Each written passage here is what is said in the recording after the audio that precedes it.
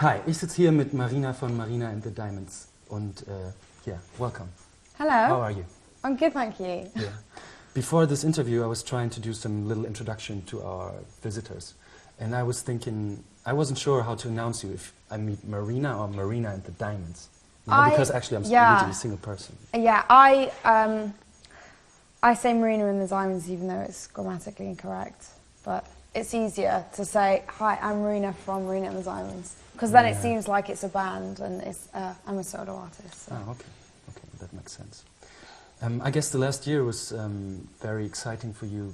Your record's getting more and more attention, you're traveling, playing shows, etc. Yeah. What major changes did the last year bring to your own personal life? Well, nothing that surprised me, nothing that was sudden. It's more that the past month there has been the biggest change because it's been so busy that I don't know what's hit me. But I mean, in the past year, I think I've probably socialised less because I have to work much harder and I can't go out late and then get up so early and be able to sing. So I have to have quite a healthy lifestyle. Oh, okay. So, what's your favorite personal benefit from that? And is there anything that's already going on your nerves? Oh, I think, benefit to me is that I feel so happy that I'm doing something that I love and I'm working towards my goals. So that's very satisfying for me. And then something that bugs me, not sure. Actually, maybe long traveling. Like long journeys when I'm touring. Yeah. But that's about it. It's not very bad. But if it's only a month, you know. Yeah. It's far ahead. Yeah. You have to enjoy it first. Yeah. When you record an album, you want to make it perfect. But I know from personal experience that it's very hard to do with the first one.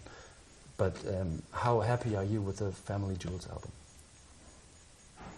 I'm very happy, and that's not to say that it's perfect. I'm sure some people will think that, you know, A, B or C could have been done to it, but I had the luxury of time with this album. My label didn't push me to get something out quickly, and so I had a lot of time to reflect on it, and I made it the album that I wanted it to be, and for me that's the most important thing, because now whether it does well or not, I know that it was my best effort. Yeah. I mean, sometimes, you know, to make it perfect, it's not even the best thing for music, because to make exactly. music perfect... It needs emotion, and yes. emotion is not perfect. You can't regulate it, so... That's true. Do you remember the click moment in your life when you knew, I want to be a musician?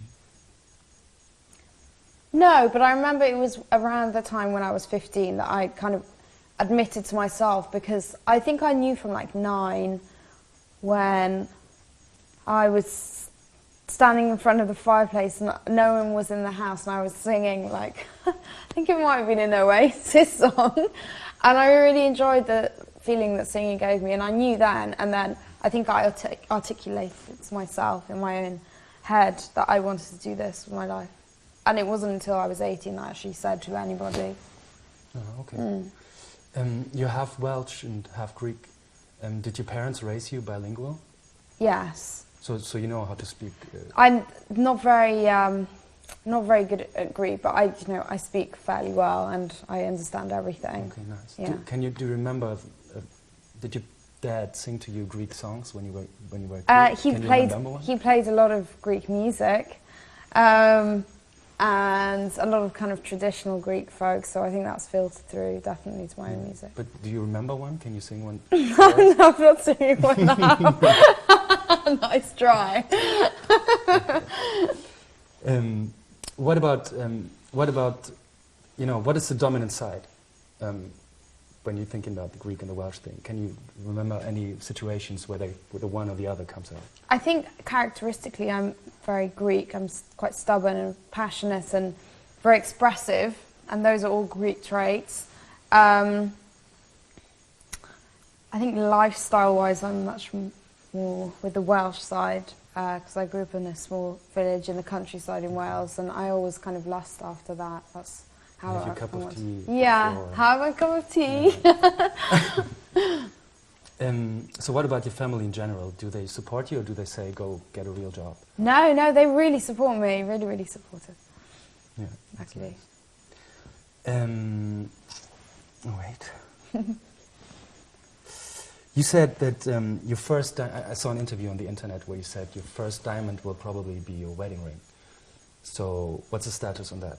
Do you have time for that at all? Actually, I'm not sure on the concept of marriage, whether I agree with it.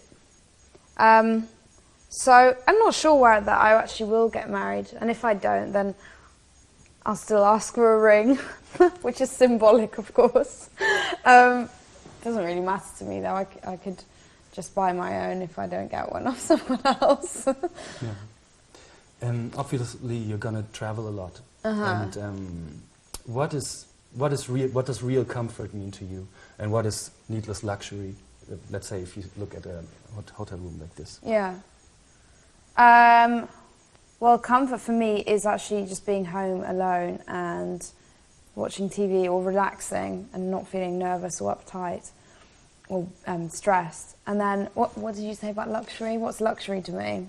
Yeah, I mean, what is superfluous? You know, when you go to a hotel, what does it have to have to make I see what you you feel mean. happy? Oh, and what is just well, it needs to be clean. Needs to have a nice TV. I don't really mind about luxury. I mean, it's always nice when you have a lovely hotel room, but as long as, yeah, it's just clean and livable. Oh, actually, I would like a big bath.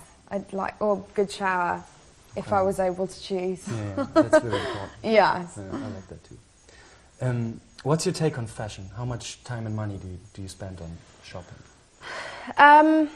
Well, the more and more I become involved and absorbed with the project, the more interested I have become in fashion, because it contributes to the aesthetic of the whole Marina and the Diamonds package. And because I'm so interested in videos and the aesthetic for that, it seems that it wouldn't make sense for me to just wear anything every day. So I really like fashion. It's fun and gives me a way to express myself, and on stage as well it kind of transforms you into performance mode, but I don't rely on it for my identity as a musician, and I wouldn't like to. Yeah. So that's why I don't list it high on priorities, but I enjoy it, just as everyone does. Where do you go buy stuff? I mean, when you're traveling around, you try to get to have a quick run into the city and check out some shops? Or is it like I try to. I like vintage stores, actually. And then I quite like finding new designers, like young designers. Some of my friends, like this jacket my friend made for me. And they always excite me, and I'm always very enthusiastic to promote young designers. So, like February Fashion Week, I'm going to go and see some catwalk shows and see if I can find anything new. So it just depends. Okay.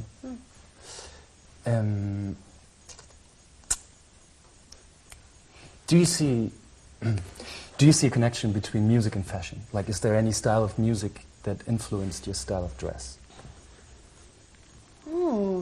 Interesting. No, but an interesting concept. I mean, I like Yes, actually. Okay. I think they would describe my sense of fashion. Maybe their first album. Okay. They were cool. Yeah. All right. So that you're almost about to become a celebrity yourself, who would be your favorite celebrity to spend a night drinking with?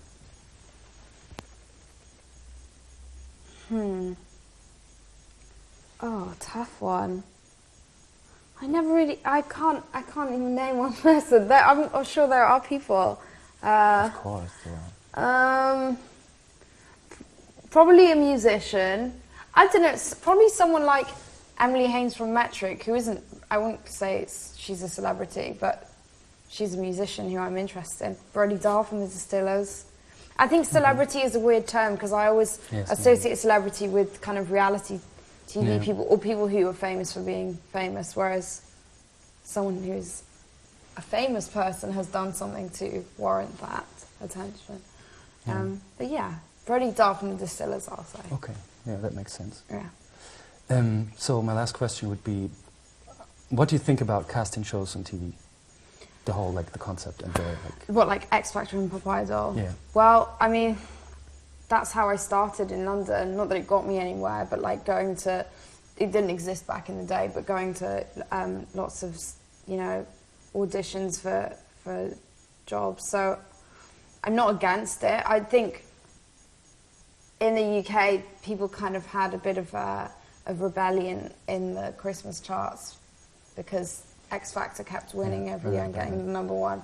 And I don't really care about that. I just think it doesn't matter how someone gets to a certain point. If the public likes you, then what's wrong with that? Public aren't going to spend their money on something that they don't want, so just let them be. I have no problem with it. Yeah, that's true. Yeah. I feel even if sometimes it's not my type of music, just, you know. Yeah, sometimes I feel it's not about the music, you know. It's like it's about to sell the story, the personality. That's what people buy into. Because no one like really, you know, makes a really long career out of it. Yeah. You know, but still, like, it's for entertainment. It's the TV thing. Yeah, exactly. I'm not snobby about it. Well, okay. Thank you very much. Cool, thank you. That was the interview. Cheers. So. Great, nice to meet you. Yeah, have a lot of success.